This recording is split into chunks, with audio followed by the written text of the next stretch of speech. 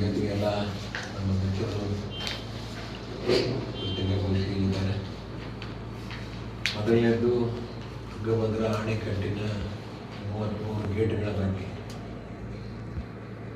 ಎರಡನೇದು ತುಂಗಭದ್ರಾ ಕಾಲುವೆ ಒಡೆದುಹೋಗಿರೋದ್ರ ಬಗ್ಗೆ. ತಮ್ಮೆಲ್ಲರಿಗೂ ತಿಳಿದಿರುವ ಹಾಗೆ ತುಂಗಭದ್ರಾ ಬೋರ್ಡಿನವರು ಮತ್ತು 3 ರಾಜ್ಯ ಸರ್ಕಾರಗಳು ಸೇರಿ ತೀರ್ಮಾನ ಮಾಡಿ 33 ಹೊಸ ಗೇಟ್ಗಳನ್ನು ಅಳವಡಿಸಬೇಕು. ಒಂದು ಬೆಳೆ ನೀರು ಕೊಡೋಕ್ಕಾಗಂಗಿಲ್ಲ ಎಂಬ ವಿಚಾರವನ್ನು ಇಟ್ಕೊಂಡು ನಿರ್ಧಾರ ಮಾಡಿ ರಾಜ್ಯ ಸರ್ಕಾರ ಘೋಷಣೆ ಮಾಡಿರ್ತಕ್ಕಂಥ ಒಂದು ವಿಚಾರ. ಇವತ್ತು ನಿನ್ನೆ ದಿವಸ ನಾನು ಸದನವನ್ನು ತುಂಗಭದ್ರಾ ಅಣೆಕಟ್ಟಿಗೆ ಭೇಟಿ ಕೊಟ್ಟು ಇಲ್ಲಿ ನಡೆಯಿರತಕ್ಕಂಥ ಎಲ್ಲ ಕೆಲಸಗಳನ್ನು ನೋಡಿ ಇಲ್ಲಿ ವಿಚಾರಗಳನ್ನು ಪ್ರಸ್ತಾಪ ಮಾಡೋಕ್ಕೆ ಇಚ್ಛೆಪಡ್ತೇನೆ. ಈಗಾಗಲೇ 33 ಗೇಟ್ಗಳಲ್ಲಿ 18 ಗೇಟ್ಗಳು ಸುಮಾರು 90% ಕಾಮಗಾರಿ ಮುಗಿದು,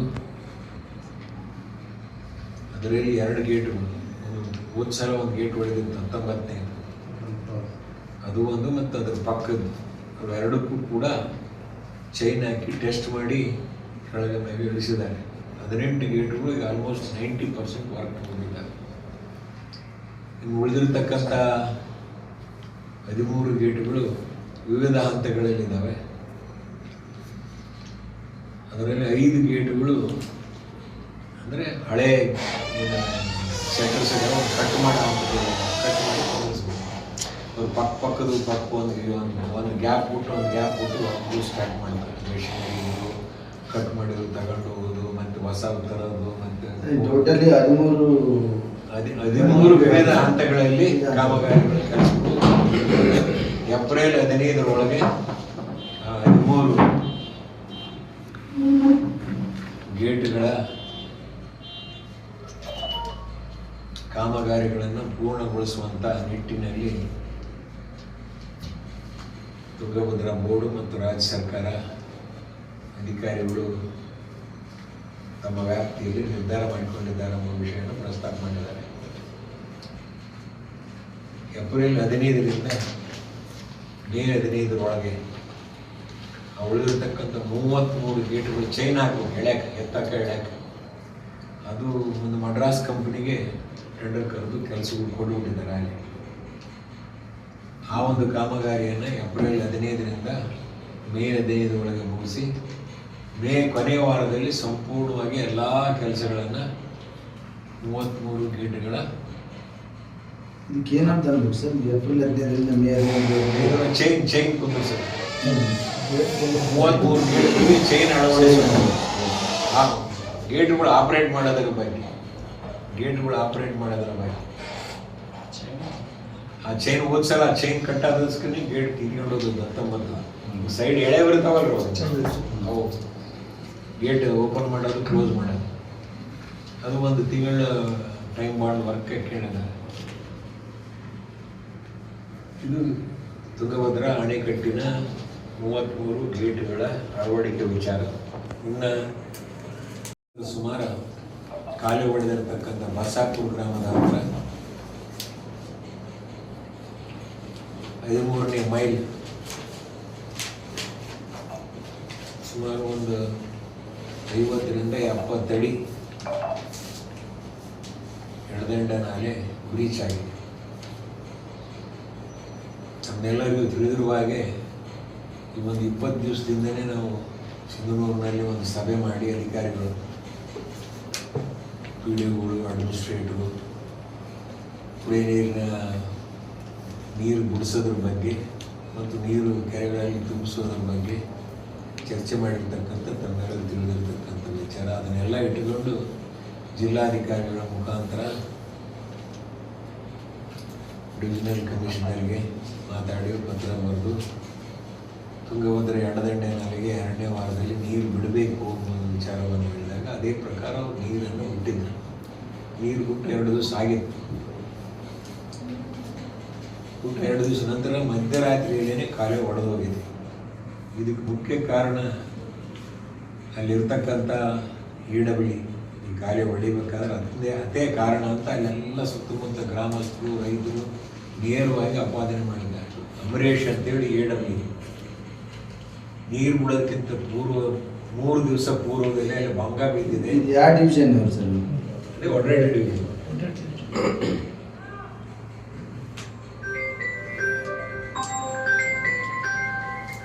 ಹೇಳಮ್ಮ. ಆಯ್ತು.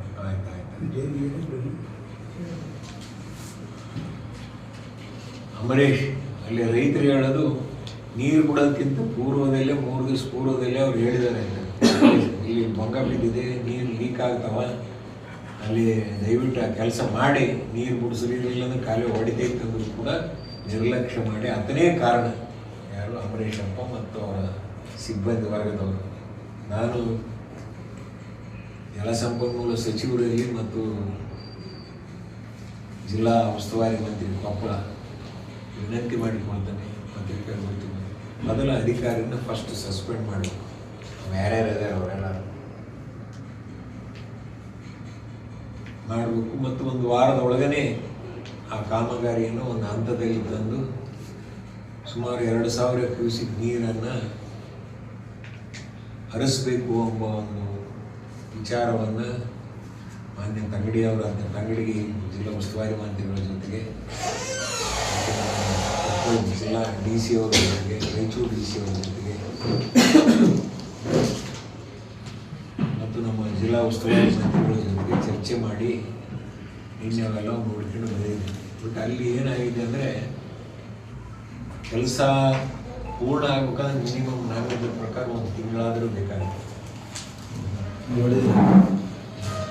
ಎಲ್ಲ ಬಾಟಮ್ನಾಗ ಬೆಡ್ಡಿನ ಕೆಳಗೆ 1 ಫೀಟ್ರು ಇದು ಬಚ್ಕೊಂಡು ಹೋಗಿದ್ದು, ಕೆಳಗೆಲ್ಲ ಫಿಲಪ್ ಮಾಡಿ ಬೆಡ್ಲಿಂದ ಮತ್ತೆ ಎಲ್ಲ ಮಾಡ್ಬೇಕಂದ್ರೆ ಅಷ್ಟು ಅಂದಾಜು ಒಂದು 25-30 ದಿವಸನೂ ಬೇಕಾಗ್ಬೋದು. ಸಲಹೆಗಳನ್ನು ಕೊಟ್ಟಿದ್ದೀವಿ ನಾವು, ಇಲ್ಲ ರಿಂಗ್ ಬಂಡ್ ಹಾಕಿ ಅದ್ರಲ್ಲಿ ನೀರನ್ನು ಹರಿಸ್ರಿ, ಫಸ್ಟ್ ಕುಡಿಯೋ ನೀರಿನ ವ್ಯವಸ್ಥೆ. ರಿಂಗ್ ಬಂಡ್ ಅಂದರೆ ಉಸಿಗಿನ ಚೀಲ ನೆಟ್ಟು ಬಂಡು ರಿಂಗ್ ಬಂಡ್ ಹಾಕಿ ಉಸಿಗಿನ ಚೀಲದಿಂದ ಬಂಡನ್ನು ನಿರ್ಮಾಣ ಮಾಡಿ ನೀರು ಬಿಡ್ತಕ್ಕಂಥ ವ್ಯವಸ್ಥೆ ಮಾಡಿರಿ. ಇಲ್ಲ ಒಂದು ವೇಳೆ ಇಲ್ಲ ಪರ್ಮನೆಂಟಾಗೇ ನಾವು ಇದನ್ನು ಫಿಲಪ್ ಮಾಡಿ 2000 ಕ್ಯೂಸಿಕ್ ನೀರು ಬಿಡೋಷ್ಟು 1 ವಾರದೊಳಗೆ ಮಾಡ್ತಾ ಇರೋದ್ರೆ ನೀವು ಅವ್ರಿಗೆ ಬಿಟ್ಟು ಇಂಜಿನಿಯರ್ಸ್ ಬಿಟ್ಟು ಚೀಫ್ ಇಂಜಿನಿಯರ್ ಇದ್ದರು ಅವರು ನಲ್ಲಿನ ಗೌಡ ಅಂತೇಳಿ ಇನ್ಚಾರ್ಜು ಮತ್ತು ತಹಸೀಲ್ದಾರ್ ಬಂದಿದ್ದರು, ಅವರೆಲ್ಲರ ಜೊತೆ ಚರ್ಚೆ ಮಾಡಿ ಅದು ಒಂದು ಮಾಡ್ತಕ್ಕಂಥ ಕೆಲಸ. ಮತ್ತು ಇನ್ನೇ ದಿವಸ ನಾನು ನಮ್ಮ MP ಅವರು ರಾಜಶೇಖರ್ ಇಟ್ನಾಳ್ ಅವರು ನಾನು ಅವರಿಬ್ಬರು ಕಲ್ತ್ಕೊಂಡಿದ್ವಿ. ತದನಂತರ ತಂಗಡಿಗಳವರು ಮಧ್ಯಾಹ್ನ 3 ಗಂಟೆಗೆ ಜಿಲ್ಲಾಧಿಕಾರಿಗಳು, ಕೊಪ್ಪಳ ಜಿಲ್ಲಾಧಿಕಾರಿಗಳು, ಜಿಲ್ಲಾ ಉಸ್ತುವಾರಿ ಮಂತ್ರಿಗಳು ಮೀಟಿಂಗ್ ಮಾಡಿ ನಿನ್ನೆ ಮಧ್ಯಾಹ್ನದಿಂದಲೇ ಕೆಲಸನ ಪ್ರಾರಂಭ ಮಾಡ್ತಕ್ಕಂಥ ಮಾಡಿಸಿದ್ದಾರೆ ಮಾನ್ಯ ಜಿಲ್ಲಾ ಉಸ್ತುವಾರಿ ಮಂತ್ರಿಗಳು. ಅದರ ಜೊತೆಗೆ ಅಲ್ಲಿ ಭಾಳಷ್ಟು ರೈತರು ಕೆಲಸ ಮಾಡೋಕ್ಕೆ ಬಿಟ್ಟಿದ್ದಿಲ್ಲ. ಯಾಕಂದ್ರೆ ಸುಮಾರು ಒಂದು 200 ಎಕರೆ ಅಂದಾಜು ಹೊಲಗಳೆಲ್ಲ ಹೊಲಗಳು ಸ್ಯಾಂಡ್ ಡಿಪಾಸಿಟ್ ಆಗೈತೆ, ಗದ್ದೆಗಳು ಕೊಚ್ಕೊಂಡು ಹೋಗ್ಯಾವ. ಅವರೆಲ್ಲರೂ ಪರಿಹಾರ ಕೊಡಬೇಕು ಅನ್ನೋ ವಿಚಾರವನ್ನು ಕೂಡ ನನ್ನ ಮುಂದೆ ಮತ್ತು ನಮ್ಮ MP ಅವರು ಜಿಲ್ಲಾಧಿಕಾರಿಗಳು ಮುಂದೆ ಪ್ರಸ್ತಾಪ ಮಾಡಿದ್ದಾರೆ. ಈ ವಿಷಯದ ಬಗ್ಗೆ ನಾನು ಮೊನ್ನೆ ದಿವಸ ಬರಬೇಕಾದ್ರೆ ಒಂದು 0 ಅವರ್ನಲ್ಲಿ ಮತ್ತು ಒಂದು ರೂಲ್ 16ನಲ್ಲಿ ಅಸೆಂಬ್ಲಿಯಲ್ಲಿ ಚರ್ಚೆ ಮಾಡಬೇಕಂತ ಸ್ಪೀಕರ್ ಅವರಿಗೆ ಬಂದಿದ್ದೆ. ನಾಳೆ ಸೋಮವಾರ ದಿವಸ ಹೋಗಿ ಇವೆಲ್ಲ ವಿಷಯಗಳು ಅಸೆಂಬ್ಲಿಯಲ್ಲಿ ಚರ್ಚೆ ಮಾಡತಕ್ಕಂಥ ಪ್ರಯತ್ನವನ್ನು ಮಾಡುತ್ತೇವೆ. ಯಾಕಂದರೆ ನಮ್ಮ ರಾಯಚೂರು ಜಿಲ್ಲೆಯಲ್ಲಿ ಈಗಾಗಲೇ ನೀರಿನ ಸಮಸ್ಯೆ ಕೆಲವು ಗ್ರಾಮಗಳಲ್ಲಿ ಉದ್ಭವ ಆಗಿದೆ. ಕೆಲವು ಕೆರೆಗಳಲ್ಲಿ ನೀರು ಕೆಟ್ಟಿದ್ದಾವೆ, ಕೆಲವು ಕೆರೆಗಳು ಮುಗಿಯುವ ಹಂತದಲ್ಲಿ ಬಂದಿದ್ದಾವೆ, ಕೆಲವು ಇನ್ನೂ 1 ತಿಂಗಳಾಗುವಷ್ಟು ಇದ್ದಾವೆ. ಅವೆಲ್ಲದಕ್ಕೂ ಕೂಡ ನೀರು ಫಿಲಪ್ ಮಾಡಲೇಬೇಕಾದಂಥ ಅವಶ್ಯಕತೆ ಇರೋದರಿಂದ ಜಿಲ್ಲಾಧಿಕಾರಿಗಳು ಈಗಾಗಲೇ ಅದಕ್ಕೆ ಸ್ಪಂದನೆ ಮಾಡಿ ನಿನ್ನೆ ವಿಡಿಯೋ ಕಾನ್ಫರೆನ್ಸ್ ಮುಖಾಂತರ ನಮ್ಮ ಗುಪ್ತಾ ಪ್ರಿನ್ಸಿಪಾಲ್ ಸೆಕ್ರೆಟರಿ ಎಲ್ಲರಿಗೂ ಏನೇನು ಡೈರೆಕ್ಷನ್ ಕೊಡಿಸ್ಬೇಕು ಸರ್ಕಾರದಿಂದ ಕೊಡಿಸ್ತಕ್ಕಂಥ ಕೆಲಸ ಮಾಡಿ ತೀವ್ರಗತಿಯಲ್ಲಿ ಒಡೆದಿರ್ತಕ್ಕಂಥ ಕಾಲುವೆಗಳನ್ನು ಪುನರ್ ನಿರ್ಮಾಣ ಮಾಡೋಕ್ಕೆ ಪ್ರಯತ್ನ ಮಾಡ್ತಾ ಇದ್ದಾರೆ.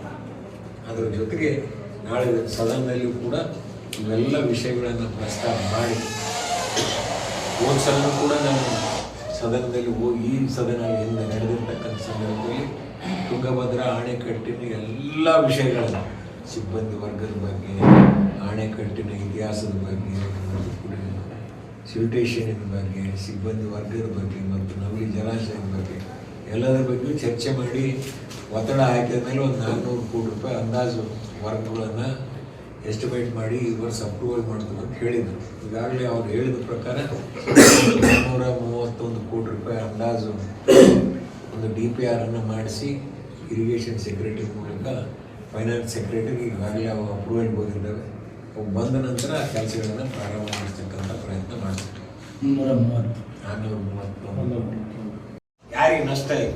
1.5 ಕೋಟಿ ರೂಪಾಯಿ ಬಂಡ್ ಮಾಡ್ಬೇಕು, ಒಂದು ಅಂದಾಜು 1 ಕೋಟಿ ರೂಪಾಯಿ ಅಂದಾಜು ಪರಿಹಾರ ಕೊಡ್ಬೇಕು. 2.5 ಕೋಟಿ ನಷ್ಟ ಯಾರಿಗೆ? ಒಂದು 5-10 ಲಕ್ಷ ಕೆಲಸ 2.5 ಕೋಟಿ ರೂಪಾಯಿ ನಷ್ಟ ಆಗುತ್ತೆ.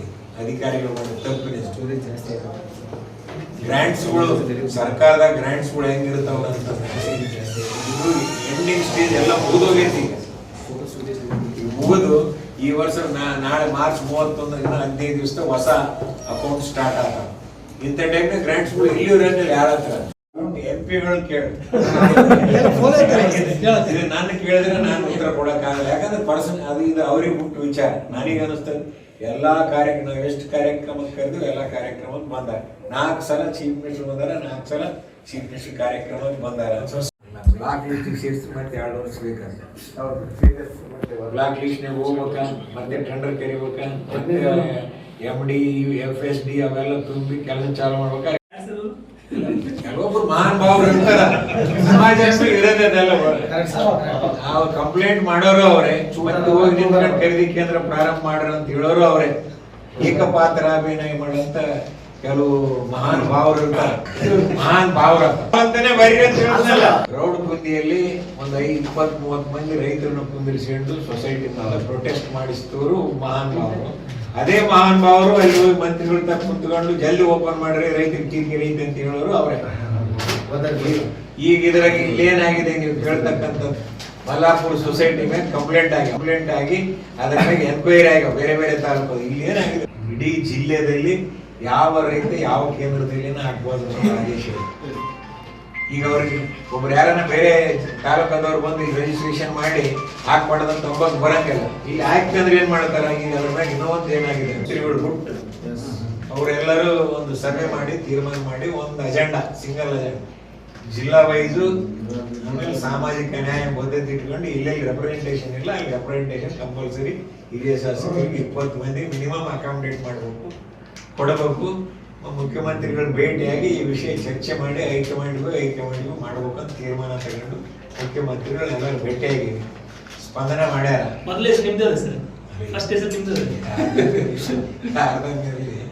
ಸ್ಪಂದನ ಮಾಡಿದಾರ.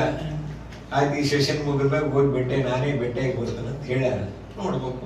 ನಾವು 11ನೇ ತಾರೀಕು ಹೋಗ್ಬೇಕೆಂಬ ತೀರ್ಮಾನನೂ ಮಾಡಿದ್ದೀವಿ. ಎಲೆಕ್ಷನ್ 9ಕ್ಕೆ ಮುಗಿತಾವ, 11ಕ್ಕೆ ಡೆಲ್ಲಿಗೆ ಹೋಗೋದು. ಎಲ್ಲ 30-35 ವರ್ಷ